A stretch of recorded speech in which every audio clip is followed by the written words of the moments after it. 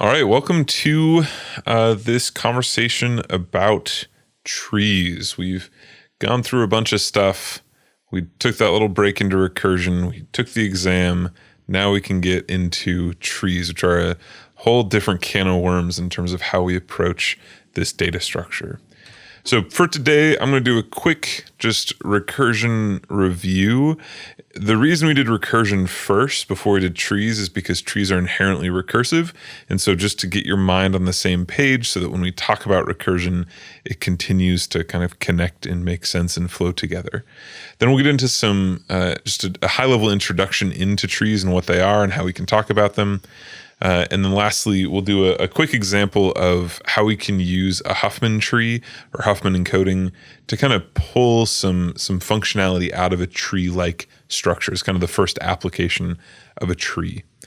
All right, so I just want to hit on this recursive definition because these are the 3 points which every single recursive thing needs. And so if you understand these 3 points, the rest of it is kind of just detail of the problem. So the very first thing a recursive thing is going to need is a self-reference, right? A recursive function has to call itself. So in the case of our 8 queens problem, that is a queen calling the next queen, right? The placement of queen 8 is dependent on the placement of queen 7. The placement of queen 7 is dependent on the placement of queen 6, right? That's stepping through calling itself queen, queen, queen, right? The other thing is that we're going to need to have some modification of an argument. So again, for the queens problem, the most intuitive way to do this is to be stepping to a smaller numbered queen. The higher number queen being, the first one you place, queen 8. That then calls queen 7 calls queen 6 calls queen 5, right? We're slowly getting smaller and smaller and smaller until we get to a stop value. Eventually, we're going to hit that base case. That base case is where we can stop, right? We've placed the last queen. We've placed queen 1.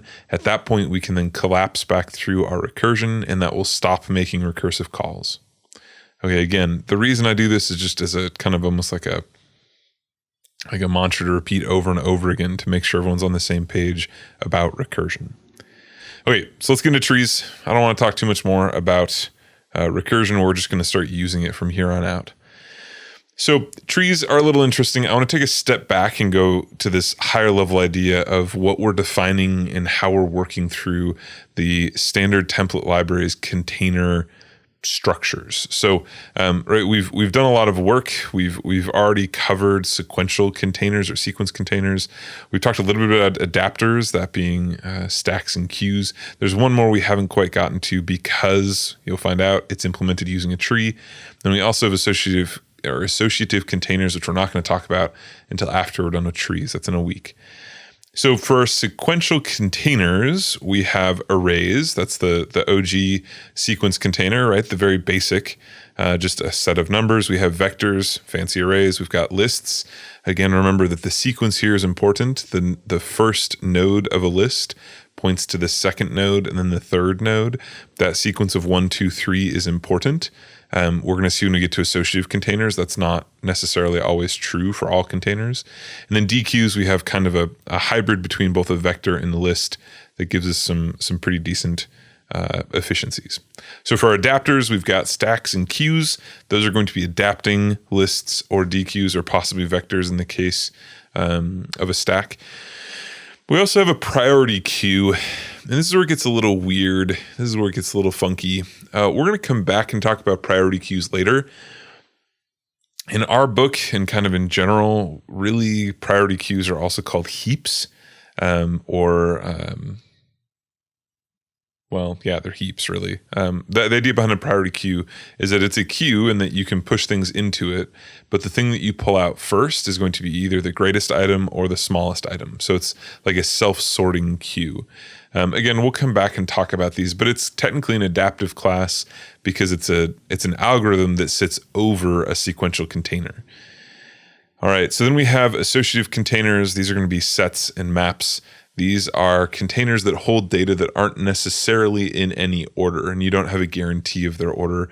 You just have a guarantee that the thing is in existence. So that's the basic outline of the STL container space. But it turns out that there's a whole nother section of data structures that the STL doesn't really even touch. That's really what we're going to call hierarchical containers or hierarchy containers. Now, I'm specifically crossing out here that this is not part of the standard container library, but we're going to use the standard template library's container idea to describe how they interact with each other, and we can kind of use them. It turns out that any tree-like structure is entirely dependent on the context that it's being used in. And so you can't really have a generic tree structure. There's just too many things that break down with the STL model of a container, right? There aren't really similar ways to interact in the context of like, there's a pushback for a vector, and there's a pushback for a list, and there's a pushback for a DQ. There's a pushback for a queue, and there's a push for a stack, right? So we have the idea that we can have cohesive and consistent adapters, or no, I shouldn't say adapters, cohesive and consistent interfaces for all of these STL containers. But once we start getting into trees and hierarchical containers, that kind of breaks down and it starts to kind of blur the line between what is a common interface and what's just a common structure. So the STL doesn't really contain by default trees. Now, it turns out that a priority queue is implemented using a sequential container, but using tree-like behavior. Now, that I assume doesn't make a lot of sense. We're going to spend a whole 2 days on that. We'll come back later. All right, so in our conversation around hierarchical containers, we're going to be talking about trees and binary trees and balanced trees and Huffman trees. You can get into AVL trees and red and black trees, and you can get into 2-3 trees. There's all kinds of different forms that a tree can take. But today we're going to be talking at a very basic level of just the tree idea. Now let's roll back for a sec. When we're talking about sequential containers, really what we're talking about is the kind of requirement that all data is going to come in a sequence, one after each other. If we put something in, right, element 1, then we put element 2, and then we put element 3, we can essentially go through and iterate through 1, 2, 3. We have to and can access every single element. Now, the maybe is kind of important here. Maybe is here because if you have a single linked list, you can't iterate in the opposite direction. You can only iterate in the forward direction, right? And then sometimes we're gonna artificially cap what our interfaces are in the case of a stack and a queue to force a certain behavior. And so in this case, we're artificially capping the behavior of going backwards in a stack because we can only access the thing on the top of the stack. Now, one of the things that's important here is that if we want to access every single element of a sequential container, that's going to be an ON process, no matter what, right? If we're going to do a linear search and we have to search every single object in a container, that's going to be ON. We have to touch every single element, right? So if we are thinking about this, we're thinking of a linear organization. Things are sequenced in a line. They're going one after each other. Now, in a hierarchical container, we kind of throw that notion out the window. Data can be stored with more than one relationship. Most of the time, it's only 2 relationships. It's like a binary tree, but we can have trees that are non-binary, which are going to be 3 or 4 or 5 relationships. Now, one of the things that's important here and why we are going to spend so much time talking about trees is because, and this is the crux of the whole conversation, traversals of trees are non-linear. I'm going to say that again. Traversals of trees are non-linear. So if I want to search a binary search tree, I'm guaranteed to find my object in order log n time, no matter what, right? There's no like edge cases here. There's no complications here. It's going to be O log n as long as my binary search tree is both balanced and an actual binary search tree, which we'll talk about next week. For a list search, right, if we touch every single element, we're going to be doing ON. Now, you might be raising your hand and be saying something like, well, hey, Scott, we just did an example of doing a binary search on a vector. Well, yeah, true, right? There are ways that we can do tree-like behaviors on sequential containers, but ultimately doing a linear search, doing a checking every element of a sequence, that's going to be ON. In the case of a binary search tree, that's going to be log n. And it turns out there's some ways that we can even get faster than log n, but that's an asterisk edge case type thing, which we'll come back to later. Right. The idea here is that the data in our hierarchy is inherently organized. When I'm saying the structure is a binary search tree, that gives you an indication that it's already developed to be searched. Right. We're not calling about a searchable vector or a search vector. Right. We could do that. We could make a vector that always is going to be in order, no matter what. Whenever you insert something, the vector interface will automatically find an insertion point and then insert that into the vector, right? So we're already leaning into this idea that we're going to be making containers that themselves are inherently of some structure. In this case, binary search tree. Now, that's a hopeful. I say hopeful because, right, that assumes you're doing things right. That assumes that you are inserting and adding and traversing elements correctly. But the idea here is that our hierarchy gives us an ability to traverse easier, or at least traverse in a more efficient way. All right, so let's get into some specifics. Let's get into actually some terminology. So the very base of a tree is the idea that we have nodes. Right, this is similar to a linked list. A single element is a node. For our tree, we're going to have individual nodes. Those are going to make up that tree. Now, we have some special terminology as well, right? We have a branch. This is the idea that it's a link from one node to another node. I say it's normally one way just because that's how most tree operations work. If you really wanted to, you could make this a bidirectional link, a bidirectional branch. Most of the time, though, branches are going to be one directional. This top node is going to be, this top node up here has two references, one to its right and one to its left, right? These two bottom nodes don't know anything about the thing that comes above them. We'll get into why that matters and why that's interesting next week. All right, we've got this notion of a parent and a child. This is entirely contextual. So for these two that I've highlighted, right, the green one is the parent of the red one. The red one is a child of the green one. It just has to do with the hierarchy. We'll see that when we start getting to bigger trees, right, we have like subtrees, and that means you have like subparents. The whole idea, though, is that when we're talking about a parent and a child, we're talking about the node that is above the other one, right? That's what we're talking about in terms of the hierarchy. When we talk about siblings, we're talking about two nodes, or I should say n nodes, that share the same parent. So they have the same common source. Again, this is just terminology to make sure that as we're moving forward, we're all on the same page. So we've got nodes, we've got branches, we have parent, child, and sibling nodes. These are just relationships between different nodes. All right, so let's look at a larger tree. In this case, we have a binary tree. It's binary because each link only has two, right? Binary being two. We can get into more complicated trees that have more than two links. We're going to save that for now. All right, some more terminology. We call the root the node which has no parent, or the top of the tree. Now, there's an amusing and long kind of jibing between math and CS, right? It's very common for CS to be in more of this like pyramid type shape as opposed to an inverted tree, right? Real trees, most of the time, the root is at the bottom and the branches then are reaching upward. In CS, because of historical reasons, we normally use this kind of pictograph of the root being at the top and then branching out as it goes down. Yeah, if you go talk to your discrete instructor, they might disagree with this perspective. And there's some really good jokes about kind of poking at CS for making this kind of arbitrary choice, but we'll keep going with this for now. All right, we've got leaf nodes. Leaf nodes are essentially nodes that have no external links. They have no children. These are going to be like the end of your waterfall. If you're thinking about this as a waterfall coming down from the root, right? These are the end. It's the termination. There's nothing left afterwards. Even if we're considering nodes like this one here, this node isn't a leaf because it has a child. It's not a complete node because it doesn't have anything on its right? There's nothing here, but that's okay. This still isn't a leaf. The leaves are only the ones without any children. We also have this notion of depth.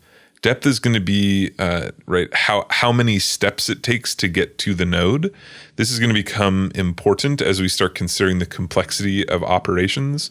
As you can see right here for our simple tree, our depth is going to determine the maximum number of steps we need to take to get to any single node from the root. We'll come back and talk a little bit more about this later. We also have the idea of a subtree. A subtree is just going to be some tree which is inside of a tree, right? It's some tree whose root is also a child.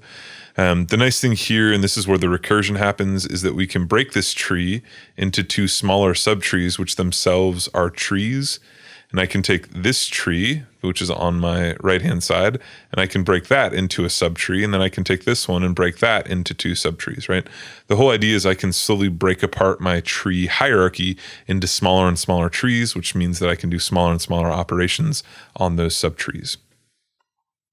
Now, again, the whole idea here is that these trees are inherently recursive. So let's just consider from an algorithm standpoint, how do we find the depth of this tree? We want to ultimately determine that the depth is 5. So I want to figure out, well, how do I get there? Right? I can only start. I have a root pointer that is pointing at that first node. So I have to start up there, and I've got to figure out, well, what is the depth of my tree? Well, essentially, you're just going to keep stepping down. And then each time you do that, you're going to pass back the current depth. Now, when you're at a leaf, you're just going to return back your current depth, and the node above you will determine which leaf depth it wants to care about. So when we start, we're starting at 0. That 0 node is going to call a recursive depth function on its left node. That left node is going to increment depth by 1. It'll then call a recursive depth function on its left node, right? And we see all these left nodes calculate. Eventually we get down here to this far left node with a depth of 4, and it hits a base case. The base case being it's a child, it's a leaf. It doesn't have any children. That means it can just return 4. And when it returns 4, this node that it returns to doesn't have any other thing to compare it to, so it knows that its depth is also 4, right? No matter what, anything is going to pass back up. But now when we come up to the 2, we have to consider this node will return back a depth function of 4, right? Its child node, its largest depth child node is 4, so therefore it passes 4 back up to this node. But this node has to consider, well, what's the depth of my other child before I can determine if it's 4 or not. So it's going to call a recursive depth function on its right pointer. This one will call it on its right pointer. Now here, this node is going to call a depth on both its right and its left. So it'll call 5. That's a base case. It'll return back 5. At that point, it'll call it on the right node as well. That right node is going to hit a base case and pass back 5. Now in this case, 5 is equal to 5, so that means that this node is going to return back the value 5. It's going to bring its way up to that parent node. And now 2 is going to be considering, do I pick 4 or do I pick 5 for my depth? Well, it's going to pick the 5 because that's the greater of the depths, and it's going to keep passing that up. Right, we keep stepping through this. This one node is going to have to check all of its right nodes. That's a base case pretty much right away. So now that one has to determine, okay, which of these two is bigger? It's going to take the 5. It's then going to pass that 5 up back to our root node.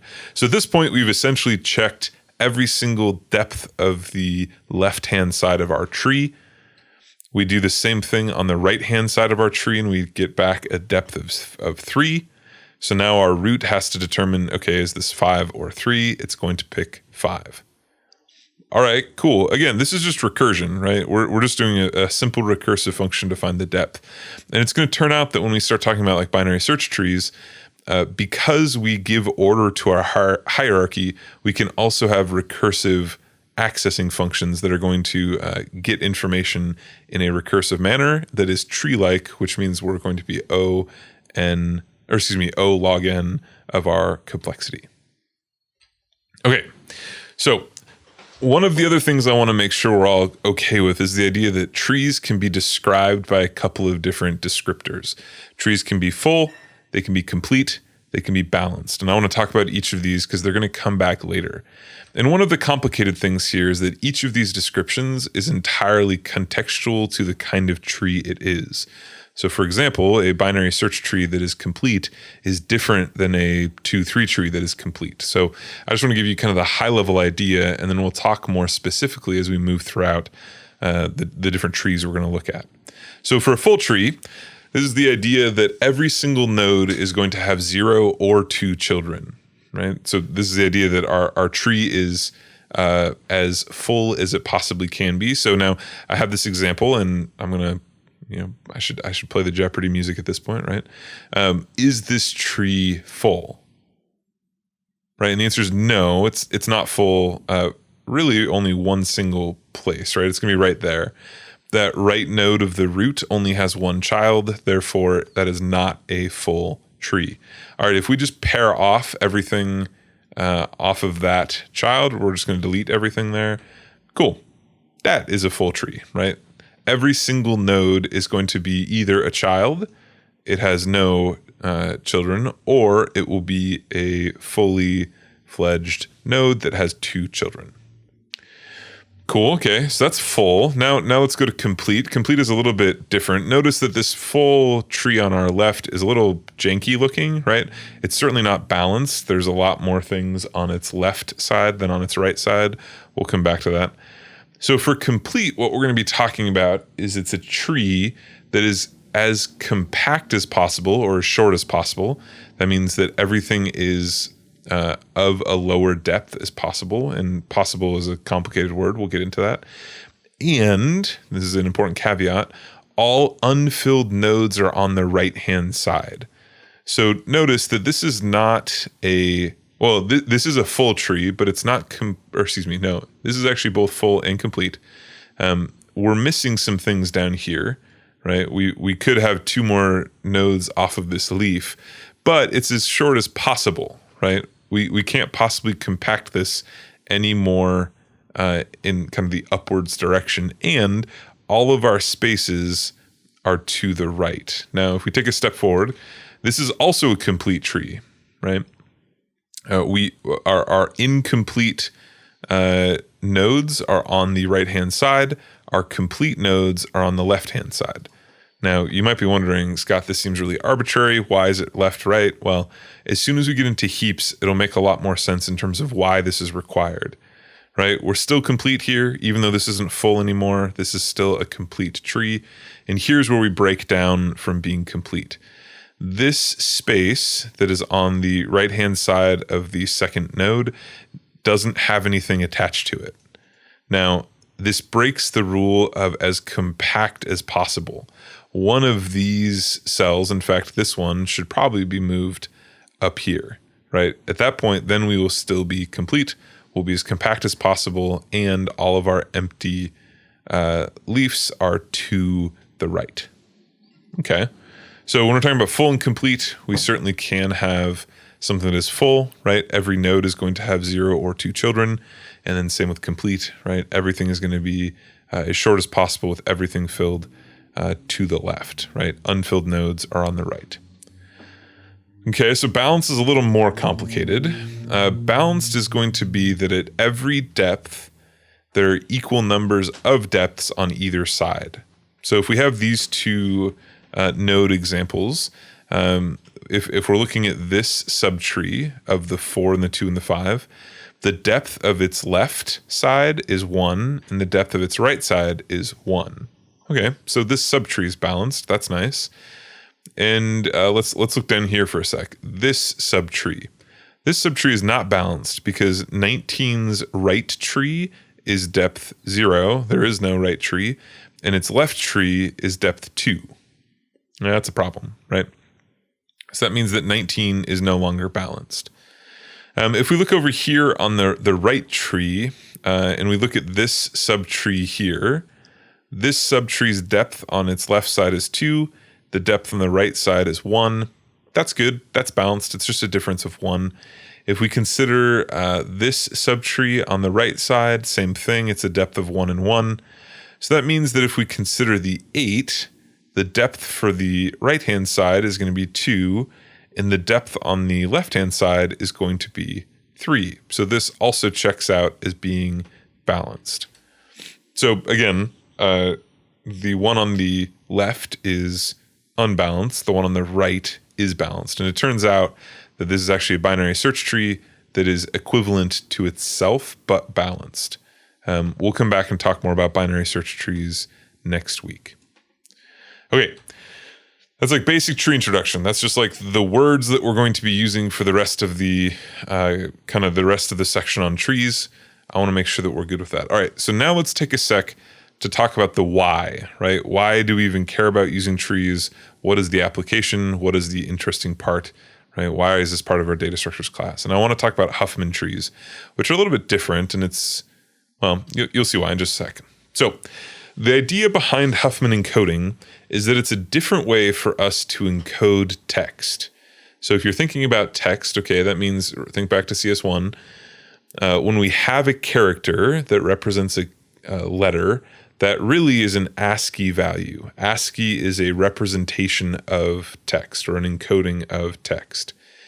And so Huffman is going to be doing something a little bit different. Instead of having a table that you look up where every single entry in the table is some character, Huffman encoding is going to have this tree structure that is going to allow you to follow the branches from the root being kind of this first node right here, and then follow its branches down until you get to a letter. And the path that you take ends up giving you the encoding for that letter. So if we want to get to like C, it's going to be 0, 0, 0, 0, 0, right? So 5 zeros relates to a C.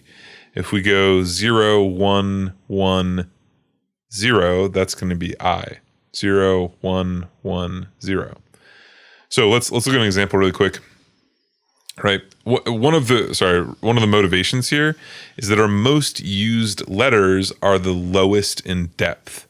So if we break this apart, the E and the space are all of depth 1, 2, 3. 1, 2, 3. Right.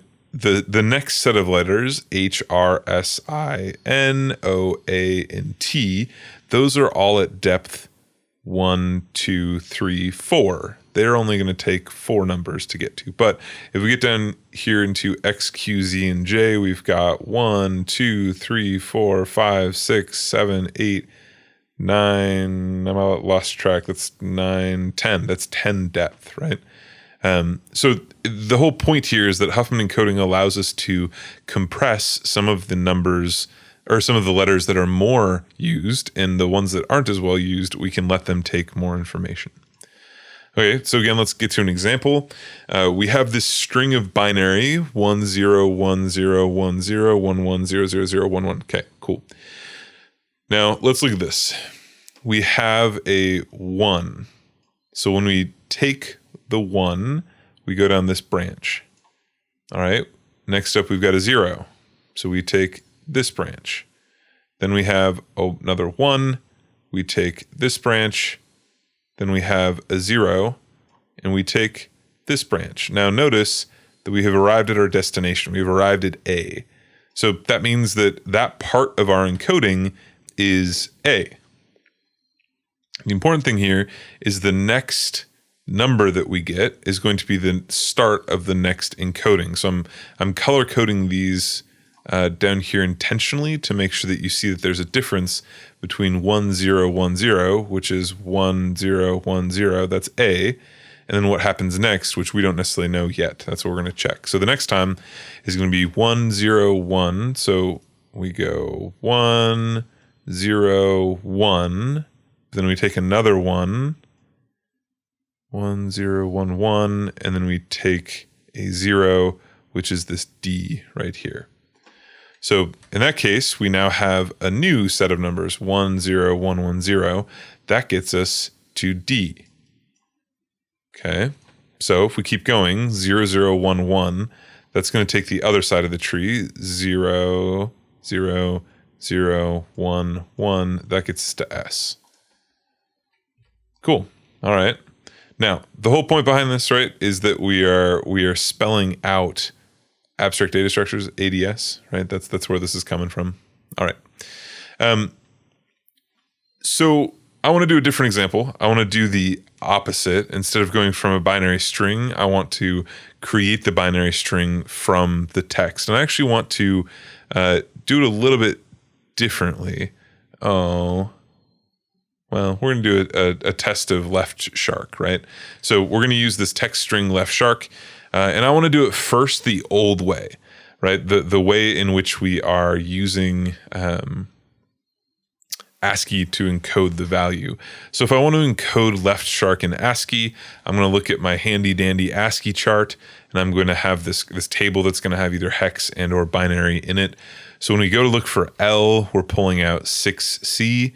That's 6C in hex. So if I convert 6C into binary, we're talking about 0110 1100, right?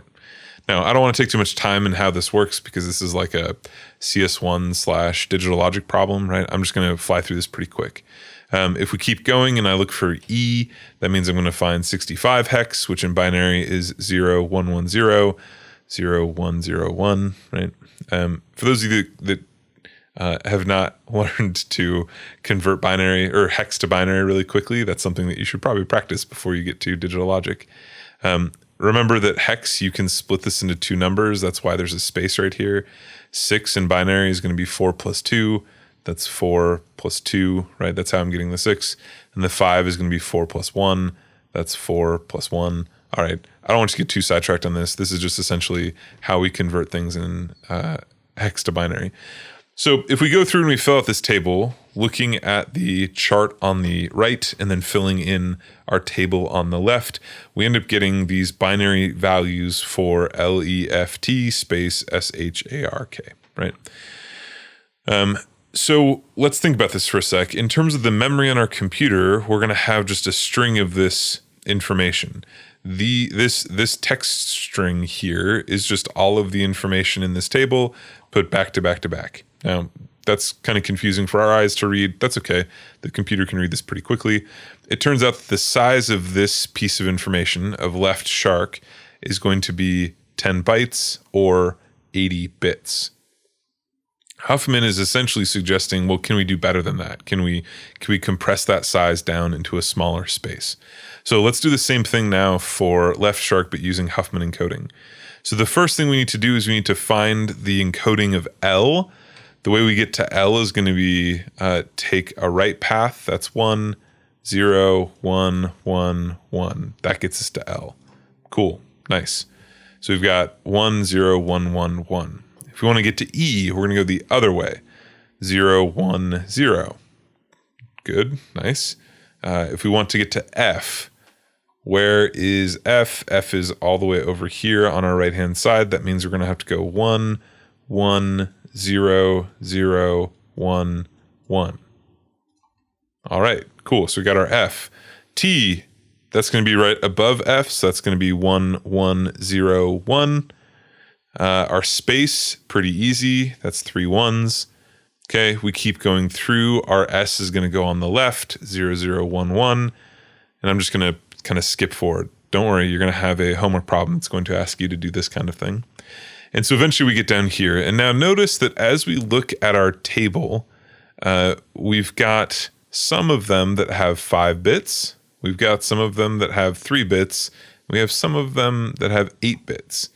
Right? That's part of the benefit of this Huffman encoding is that we don't necessarily have to take up 8 bits for every single character. So if we look at that textual information, the stream that would be sitting in the computer, we're going to have this stream of ones and zeros, which is coming from this set of ones and zeros. And ultimately, we can contain the same information, left shark, with only 45 bits, which is a little bit under, well, it's not a little bit, it's a couple bytes under, it's a couple bits under 6 bytes. So we have a pretty big difference, right? Left shark in ASCII was 10 bytes. Now we're able to do left shark in Huffman, and it only gets us to 6 bytes. So that's a pretty big win. Imagine if you were talking about like, let's say, a whole Wikipedia page, right? We have hundreds, if not thousands of characters. Now we can compress that down into a much smaller space that doesn't take as much bits to move. If we're talking about then passing that over a wire using the internet, now all of a sudden we've we've made our packets significantly smaller. We've compressed things. We now have an easier way to pass information around. All right, so the whole reason that I used Left Shark as an example is so I can throw in a meme from, I don't know, like 8 years ago. So there's Left Shark. Hope you enjoy that one. All right, cool. So on Monday next week, we're going to be getting into the implementation of a binary tree. This is going to be how we can actually start coding it ourselves. You can imagine I'm about to assign a learning module or a project for you that's going to be implement your own tree, but we'll get there on Monday. Then I also want to take a little bit of time to talk about other applications of trees because they're pretty diverse and pretty interesting. You've got one homework problem. It's essentially doing this Huffman tree encoding on your own, trying to figure it out for yourself. We'll talk more about that next week. All right. Hopefully that is helpful. Please bring your questions, your clarifications, your comments to class at noon 50 on Friday. All right. We'll see you there. Bye.